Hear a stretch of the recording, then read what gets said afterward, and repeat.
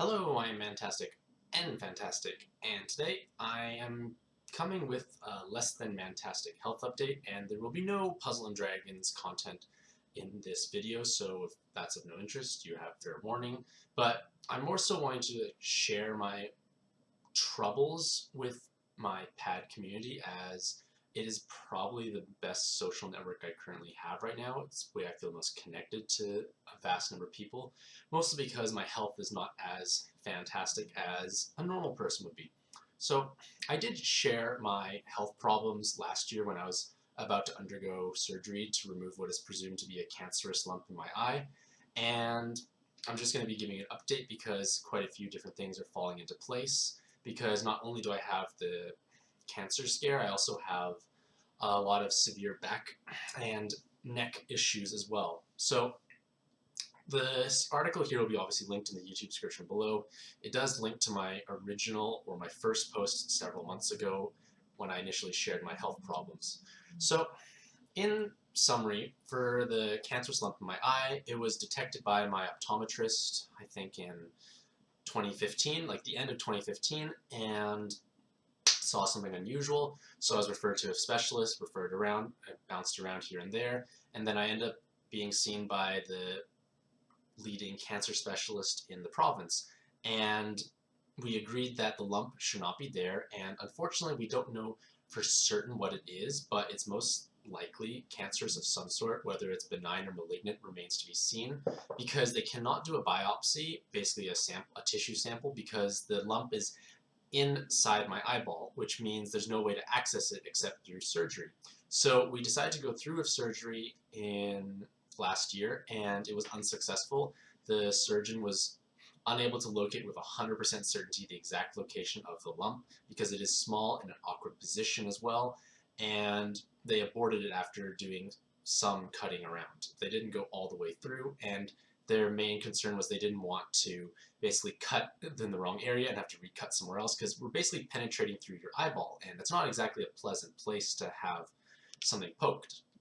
So basically I've been monitored for the past couple months, and I have my, I think, my my I have another follow-up on February 28th. So that is something of, like, it's stressful, of course, because we don't know what it is. It might mean I might need to go back for more surgery or something along that nature.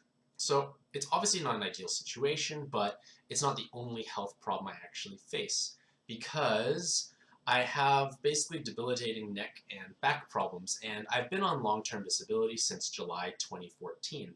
So that's over 2.5 years ago. So this is a very long period of time, especially for someone of my age, because I was only 24 when I got hurt.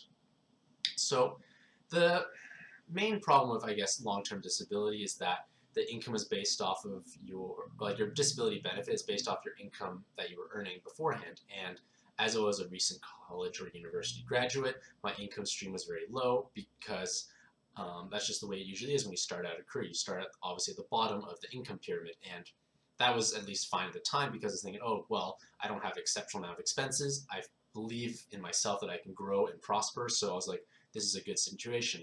However, getting injured was not something I could have foreseen, unfortunately, and at least thankfully I did have disability insurance in place. Like, I had the foresight to put that upon myself, mostly because the premium was very low, and it's a good way to protect yourself, because without this disability benefit, I don't know if I'd really be here today, to be honest.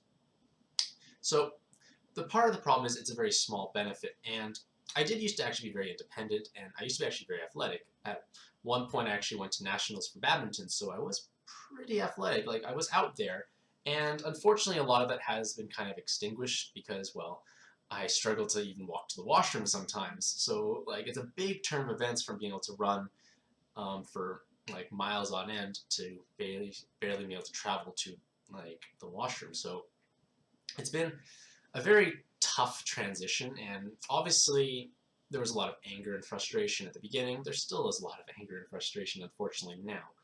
And another thing is that there tends to be a very horrible misconception towards people on long-term disability. Generally, people perceive them as being lazy, unmotivated, taking advantage of the system, and this is mostly because the pain is invisible. You can't easily quantify it, you can't see it on the surface. If you just take a picture of me right now, I don't necessarily look like I'm in horrible pain, but right now, in actuality, I have a lot of pain in my necks, areas that I've received treatment, like in the shoulders area, my leg, and you can't see it because it's relatively invisible aside from the bruises, which I'll explain more in a moment. But hopefully anyone who at least has followed my website or YouTube channel for a prolonged period of time knows that I'm not necessarily a lazy nor unmotivated individual.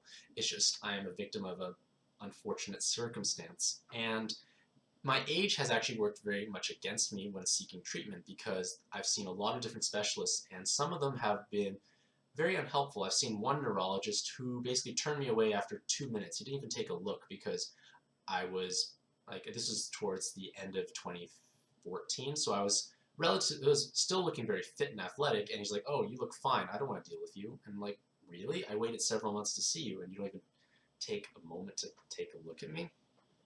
So right now, in terms of treatment for my back and neck, I am in what is perhaps the most reputable pain clinic in Western Canada. And a pain clinic does not sell pain, it tries to treat pain, so the name is a little misleading. But I undergo a lot of different types of treatments there, and one of them I was doing for maybe about 4 months or so, I'd say, was a thing called, it was like their eyesights program. I don't remember what it stands for, but in essence what they do is they guide needles into my spine under ultrasound and deliver various substances into my spine in order to block the nerve pain. And the goal of that is basically just to try different areas along the spine to see which areas are causing the problem. And unfortunately, none of those actually worked very well. It's a lot of hit and mostly miss, to be fair. It's a lot of guesswork because basically they go, I think there's 5 or 6 different points in the spine they try. They have to try every couple weeks to see if there's any relief. And none of them, unfortunately, gave enough relief to warrant continued usage or more of the steroid injection, or the steroids being injected, or possibly even burning the nerves in those areas if it proved to be successful enough. And it's obviously a relatively invasive procedure, and that's why they wanted to stop it, because it wasn't providing enough benefit. And to kind of just describe how it feels, well, it's a very large needle, of course, so no one likes needles, I think. And it obviously has initial pain going through like the skin and then the muscle. And then when it hits the nerves or the areas around the nerves, it feels horrible. Like, the best way I can describe it is like being paralyzed from the waist down. Basically all throughout my lower body, I can't feel my legs. There's this crushing sensation as if I'm being suffocated. And it's just a very unpleasant thing overall. It takes a few days for it to wear off, and it doesn't even provide enough relief. So I tried that for several months. We did several areas a couple times to see if maybe they missed the area, because there is a certain degree of skill from the radiologist if they're going to hit the exact spot, because it's a very narrow area they're trying to hit. So the treatments were unsuccessful, and they've put them on hold for now. And another thing that I do, and it's probably the worst thing you probably could ever imagine, is a thing called trigger point injections, or TPI. And this is something that I do on a weekly basis, and perhaps why sometimes my content seems almost erratic when it's posted, because after TPI, my functionality just plummets down. Basically, I've been doing TPI for over a year's time now, I think, at this point, and it's basically akin to torture, essentially. They use syringe-like needles that inject a saline solution. Basically, saline solutions to mimic the salt levels in your body. Basically, it's helped to relax the muscles. But the needles are up to 4 inches in length, so 10 centimeters, I believe. So very large needles, and they're pushed all the way into my body, and basically into very delicate and sensitive areas. And the idea is that they trigger a violent muscle contraction, which will hopefully release the area over time. And basically, it just goes, the doctor performing this goes just repeatedly, just sticks the needle in all the way. You have this violent muscle spasm. There's a lot of screaming. There's blood involved. There's a lot of extensive bruising. Like right now, my thigh on my left-hand side, the inner thigh has basically been covered in bruises for the last couple weeks. Some of them even merged together to form like super bruises because it just keeps spreading. But he says that the doctor says the bruising is good because it shows that there's blood flow in the area. So, well, that is a productive thing. Like, blood is, to a certain extent, what heals the body. So by having all these bruises, it is beneficial, but it's never fun going back the next week and the bruises are still there and they keep sticking the needles in.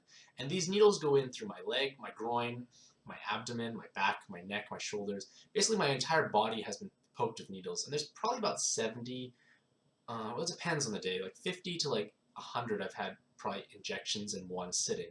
And it's incredibly painful, and like I'm screaming the entire time. I can barely move or function afterwards.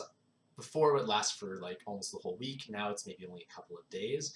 So at least I have some uses. Like right now I can't use my left arm very well. I can walk a bit on my leg, which is nice, because before sometimes I can't even walk around. But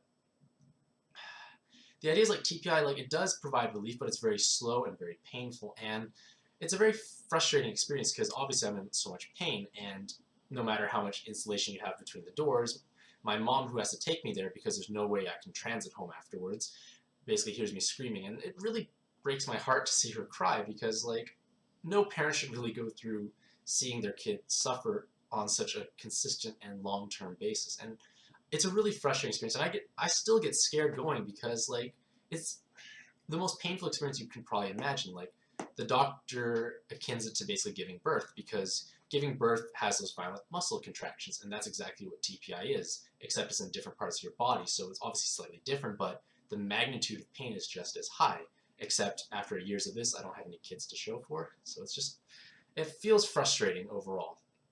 So in addition to like those more invasive and more those procedures, I have seen like some skilled physiotherapists right now, a pair of traditional Chinese medicine doctors, and basically group visits, either led by say psychiatrists or other doctors or other healthcare professionals. Like I basically spend most of my days seeing doctors or a healthcare practitioner of some sort, and recovering in the days I have off. Like weekends don't necessarily mean anything to me. It's more so, does my doctor work that day, yes or no?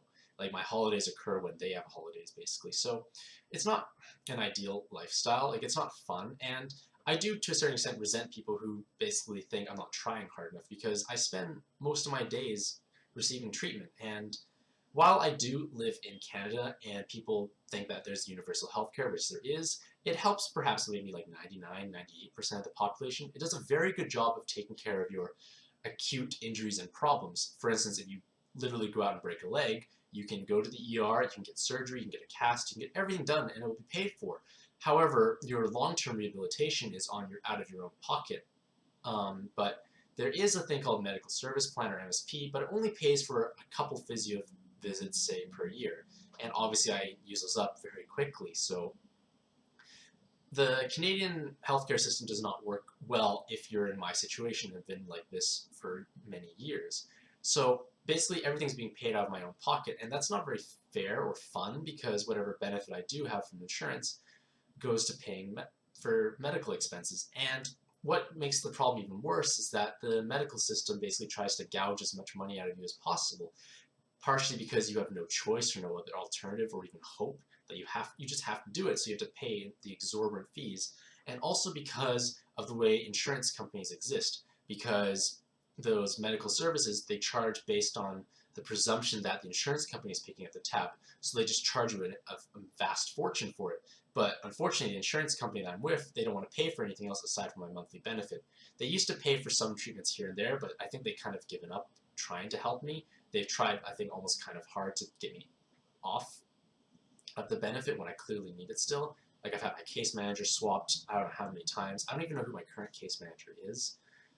And it's just a very frustrating experience, because everything is so costly, and these are the people in like the disabled individuals, like those are the people who have the least amount of money. So it's not a fair situation I am in. So to make matters worse, the current pain specialist I'm seeing at that pain clinic, he's basically told me that there's not much hope left. Like, you're not really getting better. It's been 2.5 years. Yes, you do have some positive responses to the TPI and the other treatments, but it's just almost, say, slowing down the decline or the decay. Like, it's not necessarily correcting the problem, which they don't even know what it is, unfortunately. And they basically said that there's one other procedure they can do, and after that, it's basically just acceptance and meditation, in his words. Like, you just accept the fact that this is going to be your pain-ridden life. And no one likes to be told that their life is, to a certain extent, going to be over by the time they're 27. Like, it's not it doesn't, like, I was really angry at when that occurred. Like, I was really frustrated. It's like, so basically, the only procedure that they're considering that has a chance to make a dramatic impact is a thing called lidocaine infusion. And lidocaine infusion is basically a procedure in which you are hooked up to a machine and it pumps lidocaine, which is an anesthetic, throughout your entire bloodstream for about 5 hours or so. And the idea of this is to basically reset or completely numb your nervous system so you just don't perceive pain. Because to a certain extent, I'm not necessarily in danger, which pain is there for. Like, pain is a beneficial thing to have because it's basically a danger warning sign. But for myself, my whole body is constantly in the fight or flight mode. It's thinking it's always in danger when, even though I'm sitting down right now, I'm not in particular amounts of danger. So basically with this procedure, it will like reset my entire nervous system. So hopefully it does work. Hopefully it numbs the pain, allows me to move. I'll be more responsive to treatment. They can do a bit more treatment. It will also hurt less the treatment as well because I'm perceiving pain at a lower threshold, so that is nice. So lidocaine infusion is available through the public healthcare system. Unfortunately, it's a 3-year wait time. I've been on the wait list for maybe 8 to 12 months at this point, but the prospect of waiting another 2 years means I've been in this situation for 4.5 years, and that is a really terrible thing to think about. Like, I've barely got by in 2.5 years. How will I be functioning in 4.5 years? Like, it's not a fun thing. Furthermore, all the continued expenses are just going to eat away and chip away, and basically the pain clinic is the only place in British Columbia, which is the province I live in, that actually offers lidocaine infusion as a private pay service. And unfortunately, they want to charge $1,800 for it. So $1,800 for a 5-hour procedure. And this is basically a giant gamble because it doesn't have any guarantee that it's going to actually work. It might provide relief for even just like a day, or maybe it could provide relief for months. So we don't know if it's how much of relief it's going to be. It's just basically a big gamble. But at this point, I'm literally out of options. There's nothing else I can do except wait for 2 more years. And if you try and rationalize it, it's like $1,800. Yes, it's about 4.5 months worth of food. But if I get better now and start being able to function like a normal person again, I could probably recuperate that $1,800 in relatively short time. So it is worth taking the risk instead of waiting for 2 more years. And I've tried to figure out why the cost for this is so high, because lidocaine itself is not a very expensive drug. It's quite inexpensive in all honesty. And I haven't tried inquiring as to why it is, but they basically cite that it's the nurses, the equipment maintenance, and the college accreditation basically as the main cost hurdles. And by law, they have to have 2 nurses with you or in the room at all times to basically make sure everything goes safely. Why is it 2? I don't know. But I feel like from the small research I've done, that a nurse is about $50 an hour, probably on the higher end.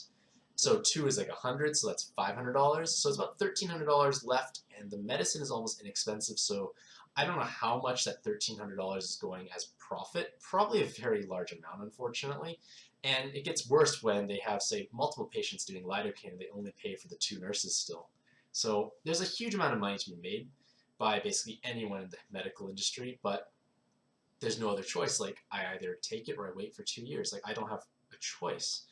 And I'm well aware that like the crowdfunding websites out there, such as GoFundMe, are more so tend to be for like life-threatening medical expenses.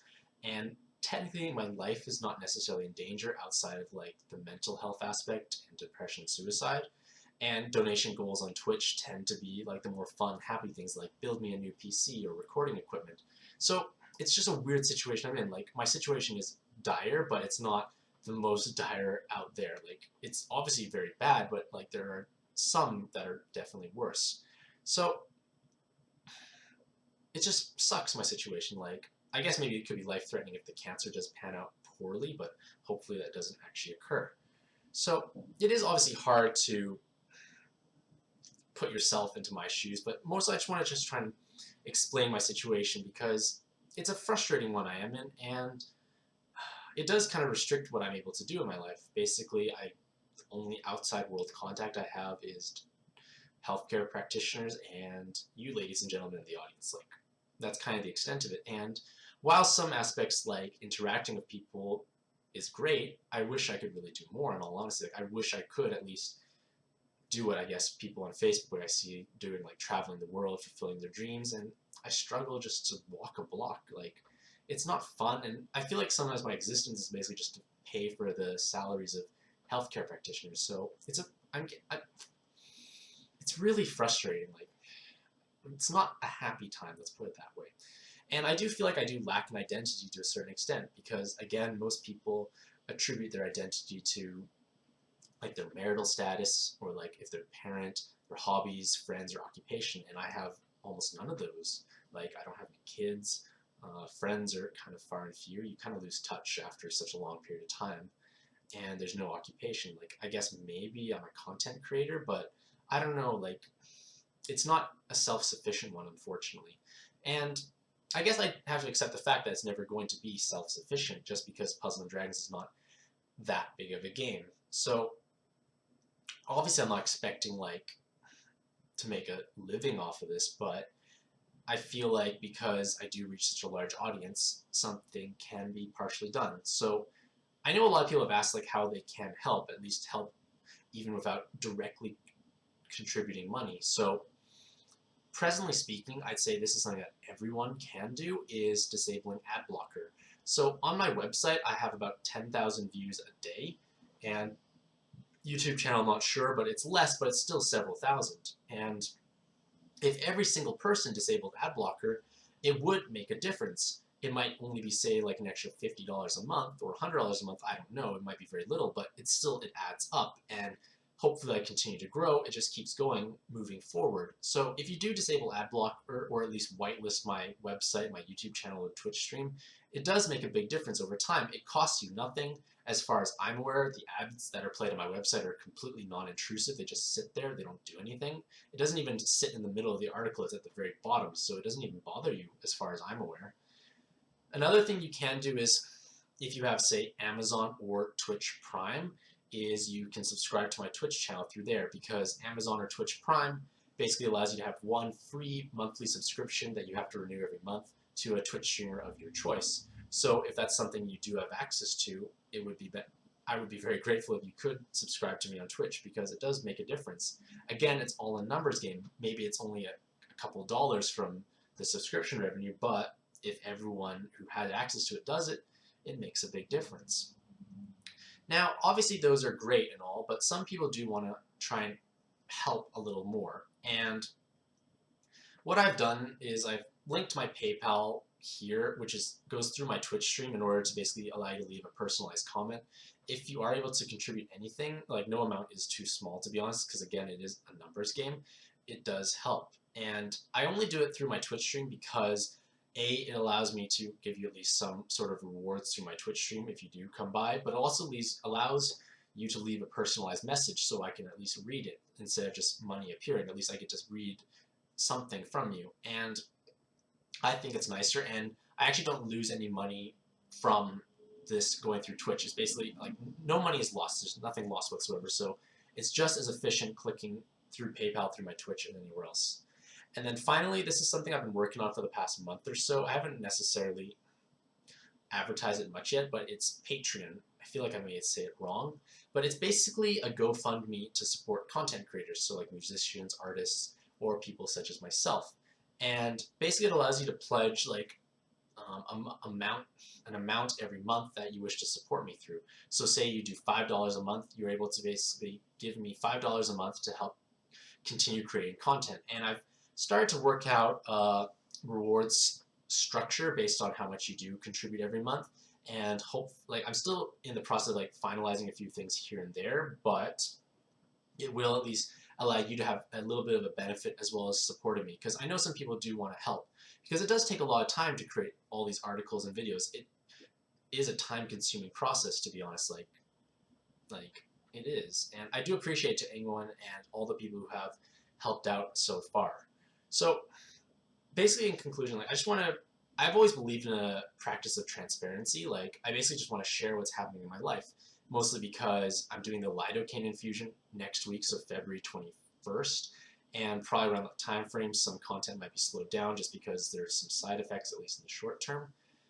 And I just want to be open and honest because I feel that is the best policy in life, to be honest. So I'm well aware that I may sound a bit angry or frustrated putting all this out there, but for myself, I find that writing is a very healthy medium, and it at least allows me to express my feelings in at least somewhat of a constructive manner, because it allows me to at least compartmentalize and maybe categorize, summarize my thoughts, and it has been at least therapeutic. And yes, I'm very well aware it might sound like a rant, I might sound frustrated, but it has been helpful to me. So if you have actually watched all of this, thank you for at least taking the time to do so, and I do appreciate your understanding and compassion. So thank you very much. Have a great day.